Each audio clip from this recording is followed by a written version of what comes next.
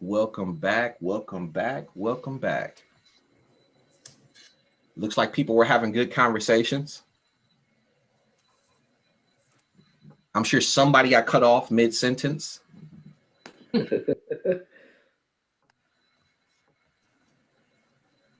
going to wait till everybody gets back. But while we're waiting, prepare yourself. I need two volunteers that are going to share which strength they have been pulling on. Oh man. All right. It looks like almost everybody's back. All right. So I need two volunteers. I need one person to talk about what strength they have pulled on to navigate and sustain yourself during this time. Then I need one other person that will talk about who is their strengths hero. And quick thing before you jump in is when you volunteer to talk, I want you to also say what your name is and also what organization you're from. Because the best part of all of this work is that you get to meet all these people from different places. So who's going to jump in?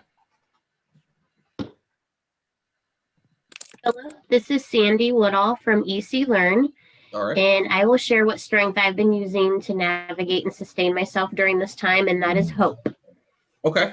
Let's talk about it. Why hope? Why have you been leaning into hope during this time? I've been leaning in hope during this time because right before the pandemic, I had gotten some challenging news that they were closing our office, not due to the pandemic, and then just didn't know what the future looked like, and so was very hopeful what that looked like. And then during that time, kind of created a new nonprofit to continue the work that was closing in the chapter previously and then moving forward and knowing what that looks like. So just been really, and then the pandemic, just being hopeful about what the new future looks like. So that's what I've been really relying on right now. Yeah, that's awesome. Thank you for sharing. One of the things that we've actually found in our work is that for individuals whose hope wasn't really high on their 24 strengths list, there's actually been some research that showed that hope has risen among people across the globe because of where we are in the pandemic. So one, congratulations for continuing to push through and like kind of adjust during this time period, but also continue to keep the hope in all of this world work because I think everybody is across the world. So you're not alone for sure. This has been a challenging time, but we're making it. Who's going to share who their strengths hero is?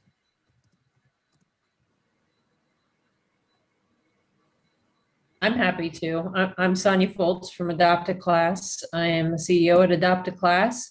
I shared that my strengths here are my children, and we have three children, 28 to 29 to 18, two of which are kids of color, and being a mom who is white and watching them navigate the last year and really having conversations that I probably didn't have many times growing up with them on things they faced.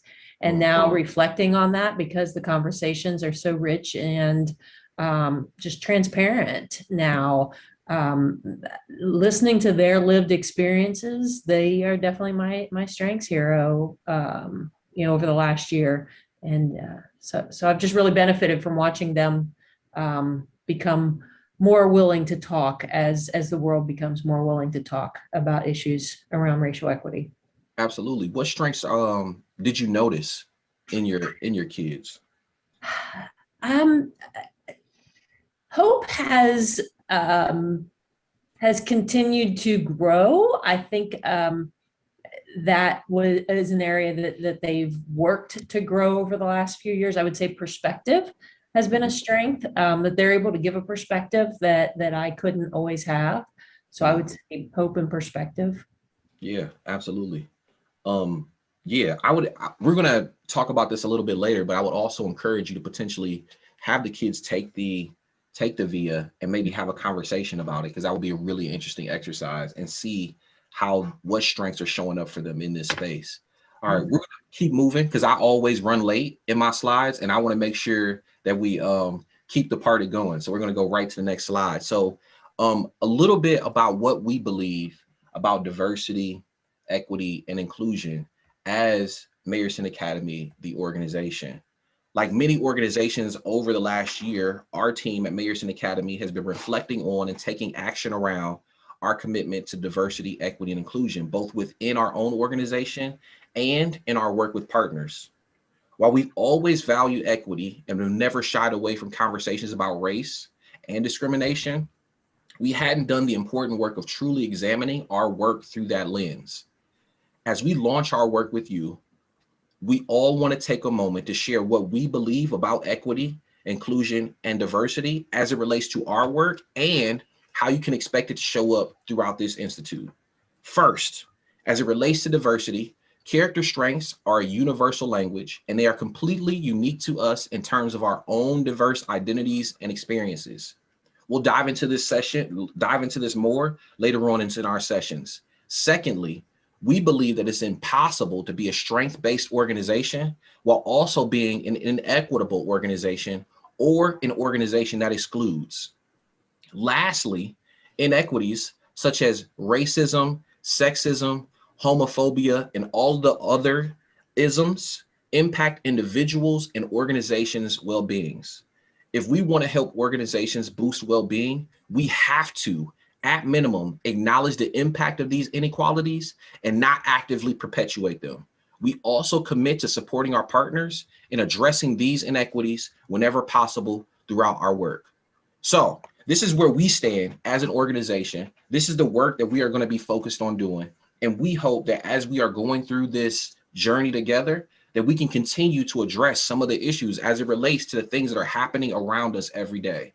And so we consistently realize that all of these things, all of these ideas of strengths doesn't just happen in a bubble. And we just want to make sure that we're addressing what is actually happening in reality. So with that, I'm going to actually pass the mic over to Maya, and she's going to just continue to take us through the real work. Thanks, Bill. So I'm the person who likes to know what's coming up in a workshop. So I'm going to go through the agenda first. Here's what we've got on tap today. So Phil introduced our institute and what we're about at Mayerson Academy and the cohort. I'm going to lead a few activities to start us thinking in different ways for about 20 minutes. And then Janice is going to take you through your character strengths results and help you discover when you're at your best. Then we'll wrap up with next steps and a quick survey. So let's get started. So we're going to do a couple experiments with a little E, just for fun. I'm not a scientist, so don't judge me on the research side of it. All you'll need for this is the Zoom chat. So let's dive in. I want you guys to take a look at this image. What do you see? How does it make you feel? Type your answer into the chat. I'm going to call on either Phil or Joe or Janice, one of my colleagues, to help shout out the answers as they come in.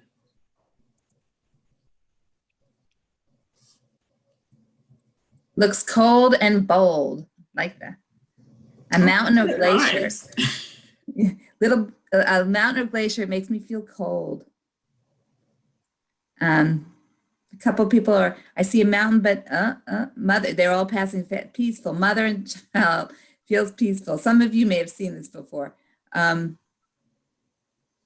Reminds me of the stone monsters in Frozen. Task and barrier, peaceful. Creepy, a mountain dark and scary. A glacier reflecting. A lot of different perspectives. Water monster, quiet. I like the water monster. Journey. Water monster, but I can see that. Yeah, journey. All right, we got a whole array, and then a few of you. Okay. All right, so I want you to tilt your head 90 degrees to the left. And now tell me what you see. What does it make you feel? Type it into the chat. So now you see the mother and child, praying child. Safe. Mother and peaceful child, praying, peaceful. Mother and child. Little bit of serenity. Family. So, Deep in thought. I haven't seen it yet. We'll flip it vertically. And for many people, just that little shift makes it feel safe or beautiful or majestic. So we made a small shift and we saw something completely different and we experienced completely different feelings. So after that first experiment, what do you think our findings might be? Go ahead and type it into the chat.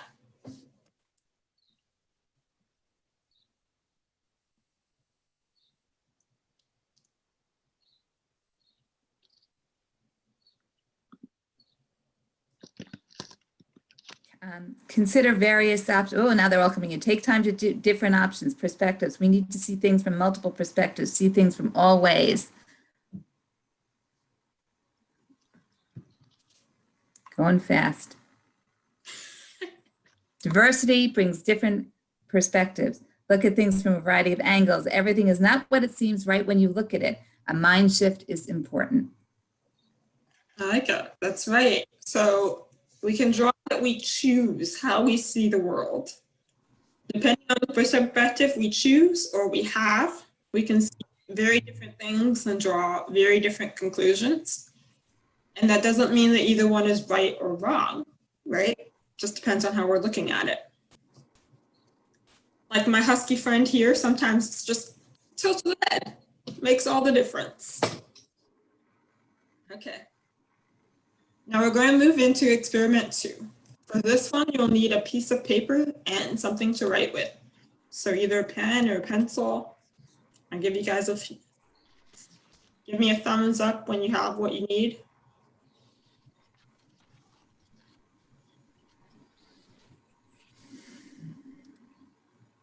Beautiful. So for your first step, I want you to take a minute to write down your to-do list from the last 24 to 36 hours, so the last day or two. I'll give everyone a minute. As much as you can think of, whether that be work tasks, chore tasks, family, schoolwork, if you're still in school.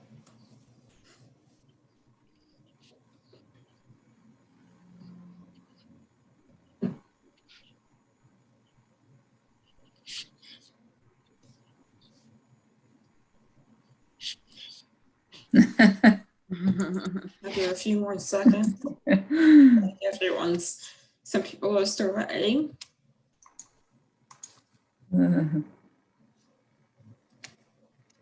I know for me, this list is always long.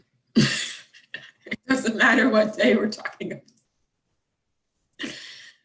All right, so I want you to type into the chat how writing that list made you feel.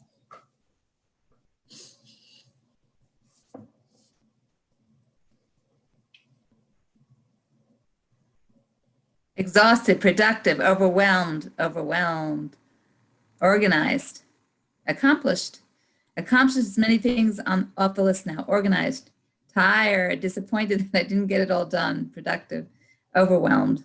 I couldn't do it. That's living it twice. It's Friday and it isn't long. Well, that's a good thing. It's true. Sometimes a lot of things are crossed off by Friday, hopefully. A good thing. All right, for the second part of this experiment, I want you to take that same piece of paper or that same document you're typing on, flip it over, and write down at least 3 things you were grateful for that same time period, the last 24 hours to 36 hours.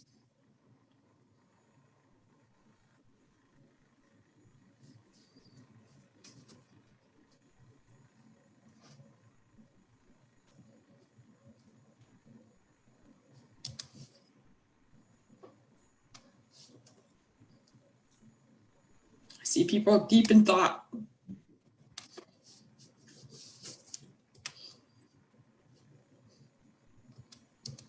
Give you a few more seconds to wrap up.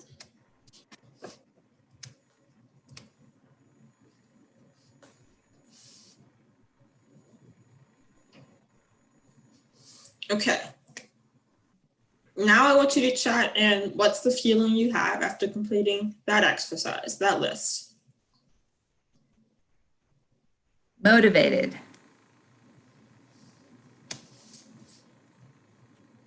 Joyful, thankful, reflective, happy, blessed. Happy, peaceful, thankful, blessed, grateful, happy. Joy. Happy and blessed, joyful, positive.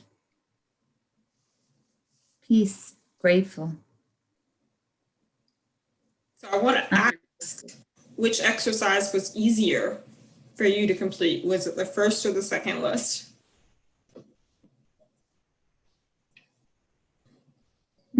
Everyone's saying second. I think that's part of the hope going on in the world. I think we've come through. There's a lot of hope and positivity in this group alone. So I'm thinking like gratefulness is a huge part of that. Mm-hmm. I kind of want to know which one people think about more often now, if you had to be honest. Which one's like top of mind? First. Totally. There you go. And you shift the perspective on the question and you get a totally different answer, right? Yep. You bet. Yeah. It's funny how my gratitude list makes me rethink my to-do list in some ways. Interesting. And it depends on which day it is, which comes first. But I think fascinating. So what can we take away from our second experiment? What are the findings?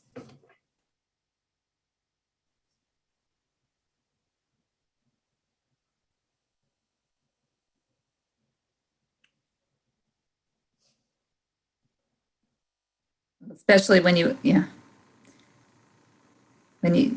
think about it, thinking of the gratitude things brings joy. Sundays, I'm thinking makes you feel good. Having a hopeful attitude can help shape what is important and done. Starting from a place of gratitude can help guide what is important parts of the to-do list. There's always something to be thankful for. And that is true. Sundays, I am thinking about how blessed I am, and Mondays, I'm thinking about the task list. Yes. That one's me. I ghost wrote that one in the chat. Did you? As human beings, we have a natural tendency, though, to focus on the negative. We're hardwired with a bias for negativity. Research shows that negativity bias is hardwired into humans, just like breathing oxygen and eating food. It's meant to help us survive, right? And we needed to pay extra attention to threats and bad things like predators in our earlier times. However, that same negativity bias lives on in our modern brains. It just shows up in different ways. That same focus on the negative. Like when you focus on the one bit of critical feedback you receive versus the many positive ones. So I'll give a story here. I remember the first evaluation I got as a young classroom teacher. It was my first time in a classroom. We had 2 columns on our evaluations for positives and for growth opportunities. And my principal wrote so many positives and told me to speak a little louder for growth. Now, I didn't focus on the comments about how good I was at building relationships with students or how students had improved with my teaching. No, I zeroed in on that one easily fixable comment. And that's the one that sat in the back of my head for weeks. It's been there before where you're just like, I got this one thing that was negative and I have to focus on that because I have to improve it. Well, how does that focus on the negative impact us? Gallup's 2020 annual global report shows 55% of Americans feel stressed about their lives, which is 20% higher than the global average. And I'm going to be honest, after the past year, it makes sense that globally negative emotions are at an all-time high. Recent research by Michelle McQuaid that examines strength awareness and how we use it in the workplace found out that over 40% of US workers can't name their top strengths, can't name what's best about them. This means almost half of us are in the dark regarding the best things about ourselves. Due to that negativity bias we talked about, we tend to focus on the things we need to improve, right? Just like with my comment, versus maximizing the things we're best at. This can have a major impact on our engagement, our performance at work, our well-being. So, given that this negativity bias is all around us, choosing to make a shift to a strengths-based perspective, one that focuses on what's best in us and in others, is not an easy thing to do. It requires not only a conscious and intentional choice, it also requires boldness and ferocity to go against the grain, to be countercultural, right? Making this shift is the basis of the work through Strong Cincinnati. We'll start with learning your character strengths, what's best in you, choosing to shift to that strengths-based perspective, and applying that knowledge to our lives and our work. Why does this shift matter? You know, that's what I always ask that. I'm like, what's the bottom line here? Who cares if we focus on what's best? Is that just a Pollyannish thing to do? Are we burying our heads in the sand and focusing only on the good and ignoring the negative? It sounds nice, but we know our perspective changes our potential for engagement, performance, and well-being. When we're in a positive state, we're more productive, engaged, creative, we're more open to big picture thinking. This is called the broaden and build theory by Barbara Fredrickson, who actually pioneered this. The opposite is also true. When we have an influx of negative emotions, it can be much harder for us to open up to new ideas and to build those resources. I'm sure this is something we can all relate to, and I'll put it in simple terms. Think back to the last great day you had at work. You were feeling good about things, you were nailing your goals. I like to think of it as when I'm in the zone, I'm listening to great music, I'm knocking tasks off my checklist, boom, boom, boom, like I'm doing it, I'm flowing. In all likelihood, on those days, you find yourself at your most creative, you're more open to working with others, you're more inventive, you're more able to take risks. Now, just like our second experiment, I want you to think about a terrible day at work. You might have been angry, you might have been stressed about something at home, you know, maybe the kids were late to school, maybe something else happened, maybe you're having difficulty with a colleague. On those days, it's hard to open our mind to new possibilities, to do our best work, right? A growing body of research shows the impact of choosing a strengths-based perspective in the workplace, both for us as people, as individuals, and for organizations. So people who regularly use their character strengths were 4 times more likely to have high levels of well-being. That means that our health, our engagement, our performance goes up. Organizations tend to have 38% higher levels of productivity, experience 50% less turnover, and have improved employee performance by 36%. So now what we're going to do, now that we've known all of the good things that can come out of it, we're going to actually get started into looking at character strengths. We're going to take a deeper dive into the science. We'll watch a short 2-minute clip, and then we'll take a quick stretch break, and Janice will take us into character strengths in our report. There are 7 billion, well actually 7.1 billion humans on the planet. And each one of us has a unique character. So what determines your character? You do, and all the people around you. And of course some genetics too. But there's new science proving that if you focus on certain parts of who you are, you can develop your character and ultimately live a more meaningful, successful, and happy life, no matter what your circumstances. I mean, isn't that what we're all trying to figure out? What? This whole idea about developing our character really took shape in 2004, when two psychologists suggested that instead of just focusing on all the things that can go wrong with us, it's also important to celebrate all the things that can go right. You see, they looked throughout history to identify core virtues that humans across cultures have agreed lead to a meaningful life. And then they identified 24 character strengths that, when practiced and developed, could lead to these virtues. And they organized them, like scientists have done throughout history to understand things better. These groundbreaking studies showed that every person is a unique combination of these strengths. Like for me, I'm high on curiosity. I could work a little on the prudence. Actually, what is prudence?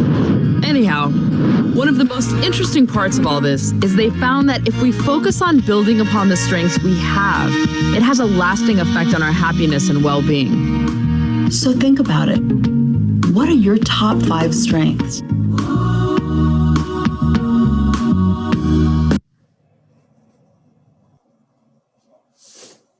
All right. So we are going to take a quick stretch break. And I'm going to say come back at 10:25.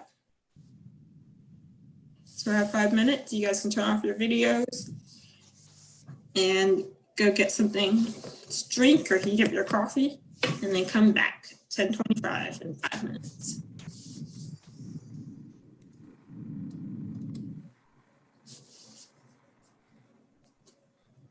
You know, to be able to know that it's like the broaden and build, that what Maya talked about, to be able to really think about move into that space where we feel so good because we're leaning into our strengths, that we can be creative and on this continuous path of learning all the time. So we're going to dive a little bit into that chart. If you have that chart in front of you, I think you all should have it with you at some place online or print it out. But this is the chart that we lean on a lot to understand and look at all the different character strengths that are out there, the 24 of them. And they are grouped into different virtue categories, as was talked about in the video. Think of those as kind of the pathways into your soul almost. So there's right now 5 strengths that are grouped as transcendence, and that's the pathway into spirit. So think about that. They all sort of have a commonality: appreciation of beauty and excellence, gratitude, hope, humor, and spirituality or sense of meaning. And you can kind of feel like they're all part of your spirit and soul. They all are aligned. And when you're looking at the categories and when you look at your reports, it's interesting to see if you have groupings all within one virtue category or if you cut across several. No judgment, they're all good, but it just gives you a better sense of knowing who you are and what really drives you and motivates you. So the second set on the list, on the 24, is coming from the heart, and it's all about courage. So think about how these kind of build up to courage: bravery, obviously, perseverance. I mean, in order to stick it out, you really need to have courage. Honesty, to be able to be your true self and speak the truth, that takes courage. And zest, to be that friendly, goofy kind of person who raises the energy in the room, that all takes courage of the heart. The next set is about justice, and that's really the pathway to the community. So these fit together well: teamwork, fairness, leadership. That's all about how do you figure out the most equitable and just strategies and policies, and how we navigate our own worlds.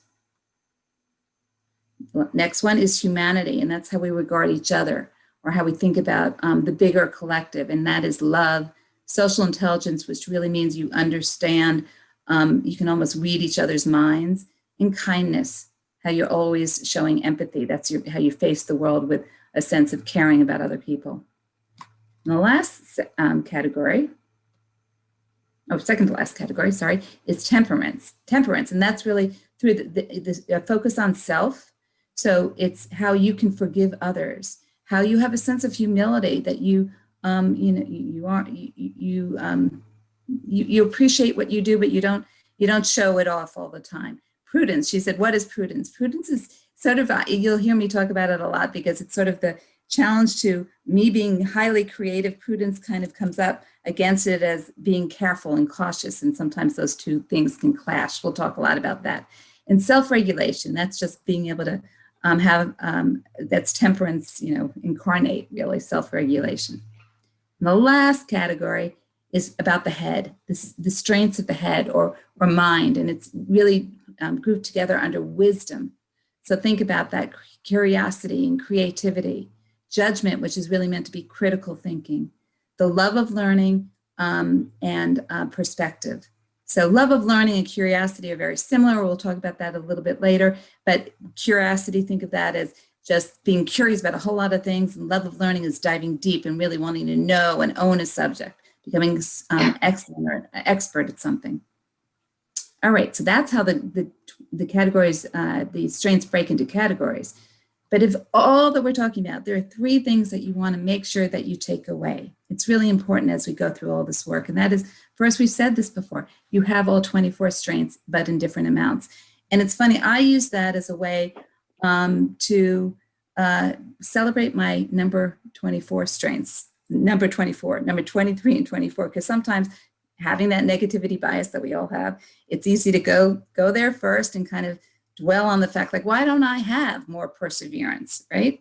And when I am reminded that I have all 24, then I can ask myself, well, okay, I know where I got that, why perseverance is so low. I can remember that time in 3rd grade when I was in the brownies, and like I had convinced my mother to be the brownie leader, like begged and begged and begged, and she agreed. And then 3 months in, I decided I wanted to quit, and she let me quit, and she still stayed on as the brownie leader. Like that imprinted on me, like I didn't have perseverance, right? That's where it comes from. At the same time, if I look back at my life, there's 1,000 hurdles that I persevered over: the schooling, the jobs, launching my 2 kids, right? Who are no longer kids, they're grown-ups. That's a lot of perseverance. So knowing you have all 24 should like give you this bright energy of excitement that you can get it done, and you can call on them as needed.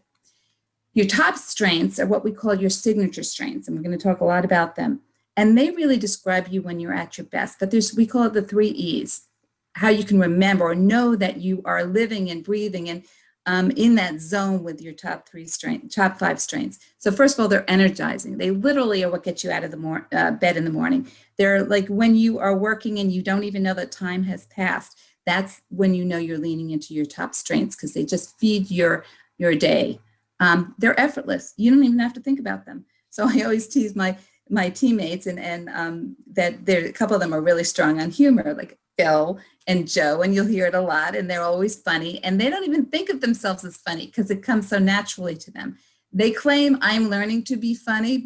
Their impact is having some rub off on me, which is great, but I have to be way more intentional to be funny. It's not one of my top strengths, and that's the difference. For them, they don't even have to think about it. And then the last E, so it's energizing, effortless, and the last is essential. Like you literally wouldn't be you without you. What's interesting is probably if you were with your friends and all of your friends listed their top 5 strengths, you could figure out exactly who was who by them just talking, reading off the top 5 strengths. They are you're known by them. They are who you are. So they're essential. Energizing, effortless, and essential. Those are your top signature strengths. That's what really drives you. Lastly, to understand, and we talked about this, how it's universal language, but it's unique to you. We said you have your unique constellation. It's also impacted by your culture, the way you were raised, your identity, your biases. I like to think about it like this. Like, think of the dinner table that you were raised around. That's what sort of sets one way of how you approach the world. So you might have had a dinner table that was really rambunctious when you were a kid, and everybody's grabbing at the food and making jokes, and it's very lively. There was a lot of zest. That family really treasured and valued a lot of zest. Or you might have had a dinner table like mine, where my father, after a long day of work, came home. It was very formal. It was very quiet. We didn't have a lot of laughter, and it was all about kind of prudence and self-regulation.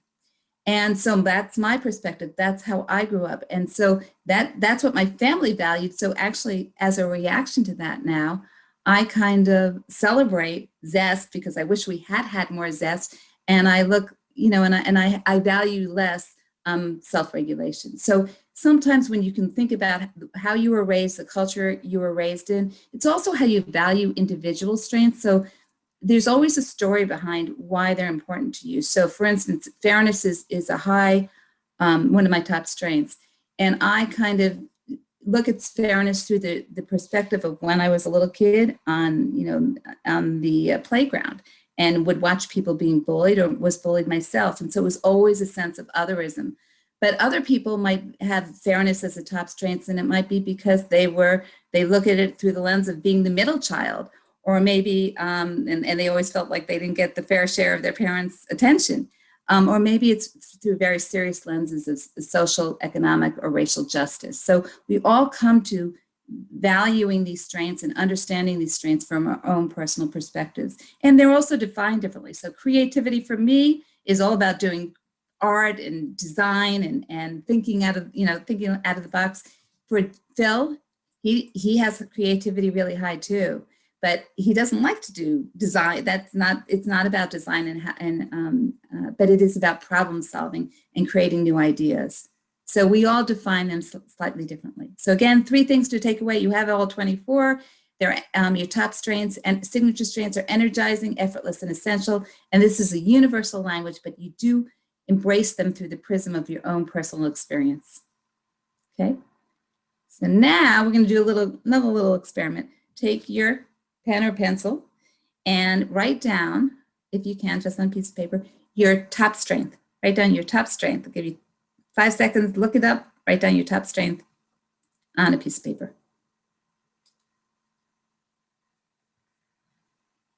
Okay, now what I want you to do, now that you've done that, is take the pen or the pencil and transfer it to your other hand, your non-dominant writing hand. Unless you're ambidextrous, we always have one in the crowd, but move it to the other hand.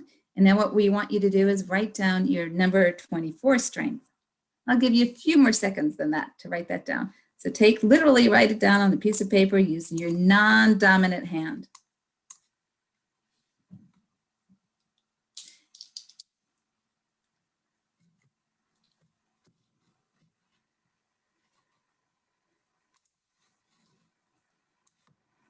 Okay, so now if you can chat in, what was it like writing with your non-dominant hand? Can you chat that in? How'd that feel?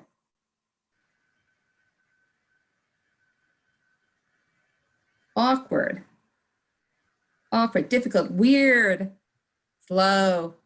It was a struggle, really need to concentrate, uncomfortable, sloppy, slower, blah, blah, blah, blah, off balance, all of that, right? Exactly. And yet you all got it done. Probably if you hold up your paper, I'd love to see. Let me see the scribble and the nice writing. Yeah. You all got it done, right? But it wasn't so easy and didn't look so good, but you got it done. Well, that's kind of the way that you want to think about spending your day and your top strengths versus your lower strengths. Imagine if you could never, you had to spend a day or a week, you had a broken arm and you could never use your dominant hand. That's the same thing if you had to be working or living in space where you were never allowed to lean into your top strengths, right? That's how it feels. That's how hard and intentional. It's like climbing uphill. It's always being conscious that you don't have focus, you're slower. That's what our work is really about, to try to move as much as you can from something that is difficult and challenging to really moving into space where you're doing all your work and all your projects as much as possible, leaning into your top strengths. Phil, did you want to say something? I did. I actually wanted to tie the connection between what Maya was talking about earlier as it relates to where most people show up at work every day and don't understand what their strengths are. Is literally like walking around writing with your non-dominant hand. So imagine all the places, all the jobs, all the things that you've done, and suddenly you felt like this was the worst or hardest thing that you've ever done. It's possibly because you were operating outside of your strengths. And so our job, our goal from this whole session and all the sessions that we have moving forward is to be able to, one, get people to identify what those strengths are, and then to be able to use them every day. Yeah, that's great. So we're going to move now into your reports. You all have your reports. And just, to fulfill as you use that lens of what Phil just talked about, think about how you would now read this report knowing that the top 5 strengths, and we sometimes say you have a dotted line there, it really, top 5 strengths, but number 6, 7, 8, or 9 might be really close based on the algorithm. So if one of those strengths, even number 10, really resonates with you, hold that in your heart as one of your top strengths too. Because this is, you're going to be thinking about how to optimize and lean into these most often. But so the top strengths are, they are who you are. We just talked about it, they're core to you, about 5 of them. And know that we suggest that people take their survey, the VIA survey, at least once a year, especially if anything significantly changes in your life, like pre-COVID and post-COVID. Usually your top signature strengths remain somewhat constant. They may shift 1 or 2 spaces. You might find some other surprises when significant things happen. As Phil was talking about, a lot of people's hope and actually honesty have gone up during 2020. Your middle strengths, we all have them. We all lean on them. We all use them. They're just not as fun to use, right? They're not as easy. They're not as energizing. Your bottom strengths, as I said, they're there for when we couldn't be without them, but it's just, sometimes it's a struggle and we just have to be conscious. And we will show you ways, we have some techniques of towing them up by partnering with some of your top strengths, how you can lift them when you need them to get the job done. Okay, so now we're going to move to a quick poll. Maya, are you able to launch the poll?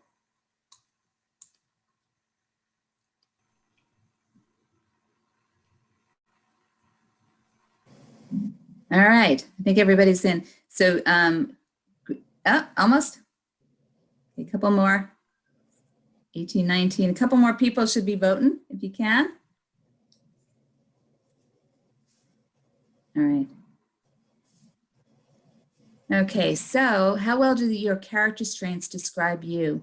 So we got, majority say good, most describe me well. So that's not surprising. There's always a little bit, because we do learn to expose different parts of ourselves that we may not necessarily have as understood, and you might get a different sense of that after you get through all 6 sessions. But a whole 36% of you said it's just right on the call. And some right, some wrong, but that's good. Yes. So no one says not at all, which is interesting. Good and good too. Where did you first look? So everybody most people went to the top. I have to admit, I went to my bottom. A couple of people, one person went to the middle. And how did the report make you feel about yourself? I love it. What a positive group. We just felt it from the vibe from the very beginning. I can't believe all my strengths. That's wonderful. I feel all right, but not excited. We'll get you there. We'll get you there. So thanks so much for taking the poll. And now what we're going to do, we're going to break into rooms, and you'll have an opportunity to talk. We're going to do rooms of 4 people for about 8 minutes to just talk about your results. In a couple of contexts. First of all, were there any surprises? What was your general reaction? How did it make you feel about yourself? And then secondly, how has culture, identity, or bias impacted your own individual view of your strengths? How has it made you value some strengths more or less than others? So when thinking about, you can dive a little bit, like I talked about how, for me, how I value or how I think about the strength of fairness, or how I look at the strength of creativity. How does it show up for you? What is your identity or culture or background that might have colored how you think about any of the strengths? Okay, any questions before we go into breakouts? Speak up, get off the mic if you have them, or chat it in. So we're going to go into groups of 4 for 10 minutes. Okay, welcome back, everybody. So good to see everybody again. So I love a brave soul, somebody who has courage, a bravery high on their list, to start sharing out. Tell me what you talked about. Were there any surprises? What were some of the maybe identity issues or interesting ways you looked at your strains. Who wants to start? Geneva, did you? I see. Are you off of mute? It's always hard to see who. I believe I am. Sorry.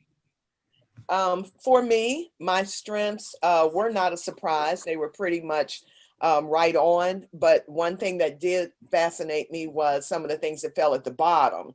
And I kind of calmed myself in saying, well, those things had to fall somewhere in the big scale of things.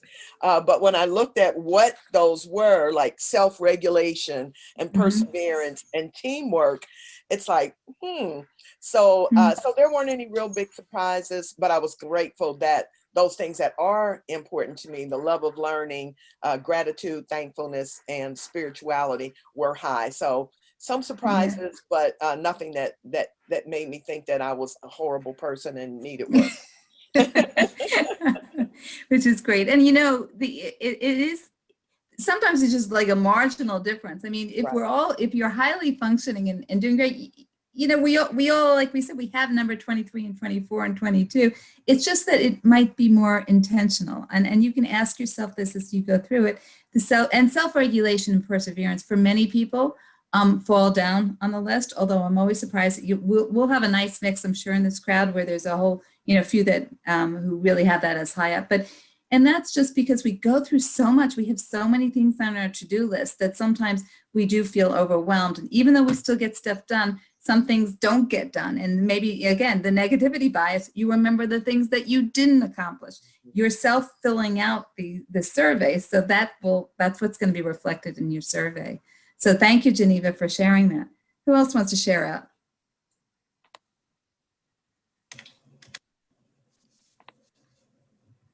I can share. Thank you. Let's see, what was your general reaction? I wasn't all that surprised. My top strength was love. I see myself as a pretty loving person. I think that you have to be a loving person to have any kind of hope with everything that's been going on. I mean, for as long as humans have been around, but especially 2020, even what's going on in Palestine, like yesterday, and what's been going on over there. I know, that's how my life is all the time. I'm sorry, I should have just, I think somebody just make sure you're on mute if you're, it's okay. It's very hard to maintain any kind of faith in humanity. And I think love is that thing where if you have some interpersonal relationships, people that remind you that you're not the only person that cares about other people. It's oh, okay, cool. It's not just me out here. And then that keeps you, at least keeps me going. Joseph, I love that. I love that you love love, or you have love, and you're going to hear some funny things. Phil has some good stories about love, and which I'm not going to, and I'm just teasing it. Good stuff coming, but and I think you bring up the context of the news, and it's so funny. It's not funny, but I have felt a sense of maybe relief and optimism, in the few weeks that have gone by, in this new year, and then all of a sudden diving into the news that's happening now this week. That, internationally, as you just pointed out, all of that there is, we really do rely on people who can elevate the love and the hope and the, the hope that we can get through this as humanity collectively, find a way through, because, the images that we see in the news, it's really dark and scary, those, especially in little bits. And we don't maybe know, and maybe we do know people who are right there in the middle of it all. And so it's a nice balance. And so we will lean on you, Joseph, to lead the way and remind us yep, that's good. That's really good. Anybody else who want to share, or anybody else have any questions? Sometimes it's just, any surprises, maybe we can help you understand or talk about it. I'd like one more person, if possible, share out. Well, Janice, could I share? Yeah, and I'm looking. I have to find who. Oh, sorry. Yes, boy. Yes. Yeah, yes, I'm with ETAC Lighthouse Ministries and the Love and Action Food Pantry. So my general reaction to my report, it was, my top 5 were very much so in line with what I believe or what I kind of see in myself. My top 5 are gratitude, judgment, leadership, honesty, and spirituality. Kind of like Geneva shared, I was very surprised at what was low. So I'm I must be the exact opposite of Joseph, because love was my dead last. And so in reflecting on my report, I was really thinking like I really need to, I don't know, I question that, because I feel like I do like have like love deep within me, and I don't know if it's just in my way that I express it, or but I was very surprised by that, and I almost thought like, man, I need to work on myself if love is last. So is it okay if I jump in here? Yes, I was going to hope that you would jump in. So in the chat, we were actually talking about the funny stories about Phil having good stories about love. So boys, I'm with you. So when I took the survey the very first time, love was like my 24th strength. And, you know, when my wife saw it, she kind of punched me in the arm a little bit, because she was like, what's going on here? But the reality is context is important in all of these strengths. And for me, because love showed up at 24, it really meant, for like the way it shows up for me is that like once we are in love or in a space of love, like we are locked in, but it just takes so much energy for me to get to that space. If you were thinking about writing with your non-dominant hand, how awkward that can potentially be, that's where love falls for me, is that it just takes so much for me to get there. But once we are there, and once we are like in that intentional space, like we're pretty much locked in, like we're not going anywhere. But again, the amount of love or the amount of time and energy that it takes to like show that, I don't know how it will show up for you, but that's how it shows up specifically for me. So you're not alone. Yeah, and it is how we interpret, you know, different love has, there's a whole spectrum of what love could represent for someone, right? And so we'll talk more about that, and we can think more. And I'd love maybe after 6 weeks, you'll have maybe some insights in how that, you know, either how to live with it, work with it, or how to understand it, if nothing else. Or you'll take the survey again, and then love will be number one. But I don't think so. Yes. Can I say one thing? It was funny because I went back and I looked at when I took this test, maybe the VIA like a year and a half ago, and I looked back to see which ones changed. And when I was in with the little short breakout, I had seen, I said, this would surprise me because I'm pretty sure all of these were the ones that were in here were my top 5 were the same. And so when I looked back, my number 1 and my number 6, which puts me at the 6 in the middle, was changed. My number 1 last year was leadership. My number 6 was love. And so now my number 1 is love, with 6 being my leadership. And so while you all were talking, what made me kind of think about it is that I started to even recognize as being a pastor that the last maybe year and a half or so, God has really been dealing with me like being a leader from the perspective of love, like love being an action. I used to think leadership more of task oriented, you know, let's make sure we get all of our team to do what they've been purposed to do. Yeah. But now it's much more of let's first let love fill in the gap of where people may be short at and lead to say, how can we help to be able to fulfill that purpose? So well, you that's perfect. And because you really, you segued into a question that we often deal with. A lot of people say, I'm a leader, I'm a CEO, and leadership is down number 22. How could that be? And really what it is, and you described leadership exactly right. It's that methodical, being able to get things done, A to B to C. But many people are great leaders because they lead through their top strengths. So your real leadership style is when you're able to motivate people and make change and bring people together by using something like love, right? Or spirituality or whatever that is, or honesty. Those are all our leadership styles. So you interestingly had 1 and 6, and quite frankly, the difference between 1 and 6 is not going to be that much anyway. So you got them both. But for anybody wondering about leadership, it really is just as you described it, pulling into your top strengths and having that be how you define yourself as, as a leader in a community. So thank you for that. That's great. A lot of sharing. I really appreciate it. And that's how we want to be. I do have a question. Oh, who has one more question? Was there a question? Yes. So, and I do know some organizations will give out character strengths like this and the aspects of sometimes of looking at hiring practices or how they would fit on the team is that, and I did score pretty high on fairness. And my question is that fair that we can try and make that judgment? I love that.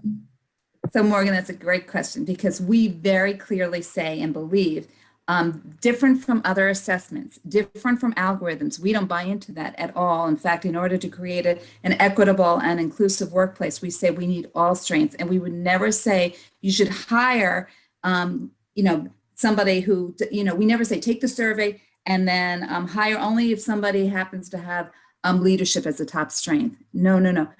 We really want you to be able to maybe, take the survey. You can, somebody can come to that interview table and express themselves through their top strengths if they want to, know that, but it's never used as a way, as a decider. And I think we should bring that up along the way in different spaces and places because we really intentionally don't want it to be used like that. Yeah. This is, and the great thing about, Phil, you want to fill that in a little more? Yeah. So I was just going to. Do you want to say something? That specifically as it relates to hiring, there's a couple of things that come into play. First, this idea of strengths blindness, right? So we may have strengths that we don't even recognize, and those strengths may show up. And so as leaders, as people who are doing the hiring inside of organizations, sometimes we can spot strengths in other people that they may not be able to see in themselves, and they may be perfect for a role that we've already identified. And so instead of using this as a way to potentially, and this is what we've seen, and there's tons of research out that talks about this, using the strength survey as a way to ultimately filter people out of the candidate pool, we ultimately can use this as a way for people to be able to discover what strengths that they have inside of them. And then we can use the tools of strength spotting. We can use the tools of, what is it, Joe? And I'll keep forgetting what this is, like strength swapping on teams to be able to- Job crafting to put people in the perfect position for them to be able to use their strengths in each part of their roles. Does that make sense, Morgan? Okay. All right, perfect. Great. Thank you. Thank you, Phil. All right, so now what we're going to do, we're going to move to an exercise, and I am going to, or anybody else on my team, because I'm never fast at this, can chat in let's see. I'm going to put in a file. This is a worksheet that you guys are going to work on individually. We're going to give you about 6 minutes to work on this, where you fill out a story of yourself when you were at your best at work, which means you were leaning into your strengths, top strengths. So think about that. You're going to want to, and I'll pop it in a second, but you're going to want to talk about, like, what were you doing? Was it a project? Was it a week? Was it a day? Was it a morning? What was it? Was it an encounter? What were you doing? Talk about it as detailed as you can. How did you feel? What were the tasks you were involved with? Why was it so great? And then you can drag, you'll see that you can drag over 3 of the little circles on the right. Those are the strengths, and drag them. What strengths did you lean into? Okay, so you're gonna work on this individually, and somebody just popped it into the chat, so you should have it. And you should be able to download it.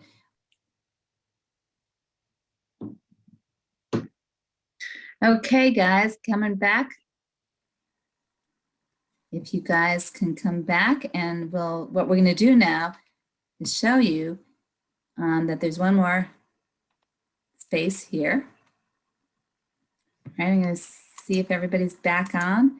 So now that you had a chance to really think about that best day that you had, the best situation you were in, where you're going to now break into breakout rooms, and you're going to share that story with your partner. You're going to be just 2 people in a room, share their story. And what that partner's going to do, you're going to see that you could actually delete on the bottom here, click there and delete, and then there's space there for your partner to spot you. So you can drag down other strengths if you want. Or really the idea is that the person listening to your story will listen to your story with the intent to figure out what strengths they saw show up in your story, and they're going to share that with you. So so when you're in the room, just to make it really clear, you're going to tell your story, and the other person's going to listen to it, and they're going to say what strengths they saw that you used in your story, and then you're going to flip it, and they're going to tell your story, and you're going to spot the strengths that you see in their story. Okay,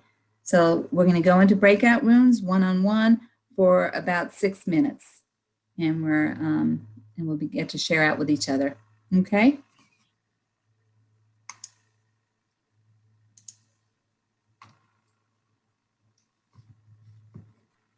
The story and the strengths that you spotted in their story. We're just going to have time for one person to do that.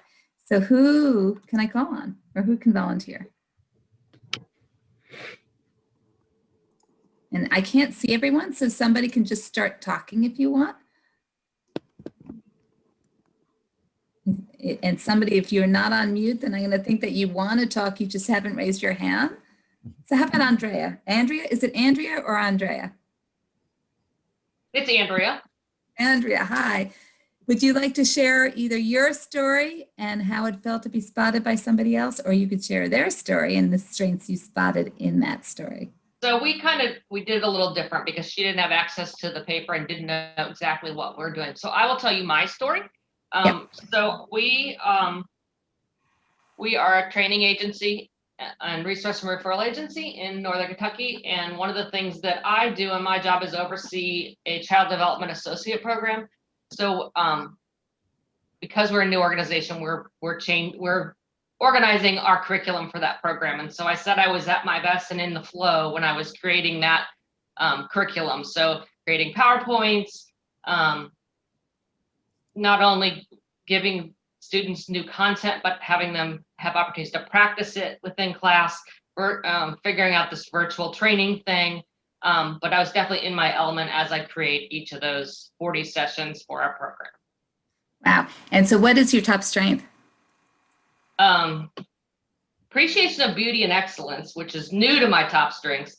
Creativity is second, and love of learning is third. And those are definitely the two that I utilize for sure. Well, really, the three of them, probably your presentations were great, and, attention to detail, and they probably look pretty good. So really classically, when you were, if I were to strength spot your story, I'd be talking about those three strengths as well. And then I'd probably add in, whether you realize it or not, perseverance, because how many did you say you did? 40. 40, right. And that probably had to do, you probably had judgment in there and a lot of perspective too, to kind of figure out how to get that all done and make that happen. And so I'm going to need a side note of how you created this template, because we'll talk later. Okay. My pleasure. I love doing that stuff. So yeah, and that is, so you saw creativity is high for me. So I can relate to what it takes to go into and create curriculums, as you're talking about. But to know what's important when you remember that day, and when you're recalling that day or sharing that day with anyone, is the joy that it brought you. I think you used the words, in the zone, and just time stands still, because that's the energy that you want to kind of try to bring one way or another to every day in some form or fashion. And that's what we're going to work on trying to do together. Thank you so much for sharing that. And I'm just looking at my clock, and I know we're rounded down 2 minutes, and we want to, let me just get, now I just got off. So what I want to showcase what we have, a couple of assignments, and I can't get out of my, there we go, current slide. And I'm back. So for next week, we always have some things that we want you to do, sometime in the next 7 days before we come to the next session. And this one is a fun one. We want you to ask a friend or a loved one to take the VIA character, the survey, just like you did. It's the same, actually the link they use, not the link that you had.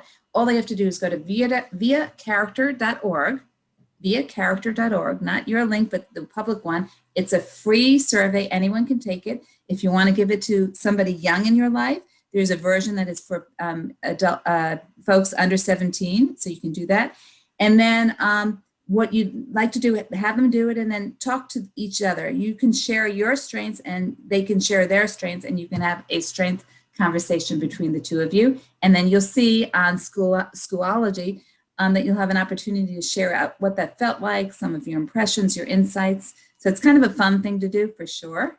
I like to do it with my whole family. I love doing it with my kids. It's like that insight into understanding what they're about and what you're about. And I'm going to move this And then the next assignment is putting your strengths to work, where we want you, you'll see this is also in Schoology, and we want you to think about a challenge or an opportunity that you have that you can use your strengths to influence and bring forward, and to and we're going to talk about how you use your strengths to really navigate some of the challenges or opportunities that you have at work. And you'll see the this worksheet. It's pretty self-explanatory, but we look forward to seeing you work through that, and we'll share that next week. Okay, so our next session is same time, same place next week, 9:30 in the morning. We can't wait to see you. And what we do at the end of each session, and it's really important to us, and we hope that you'll stay on for the next 2 minutes if you can. Maya's going to pop in a survey. We really ask, we beg, we would love all of you to answer the survey. It's a short survey, but it's our only way that we can get better. And we're always on this path of continuous improvement. So we want to hear from you. What did you like? What didn't you like? Where can we improve? So if you would stay on and just do that, that would be wonderful. And then the most important thing is that after that, you go and have a fabulous weekend, enjoying the sunshine, and spring has really finally sprung, with or without the cicada. We'll figure that one out next week. Okay.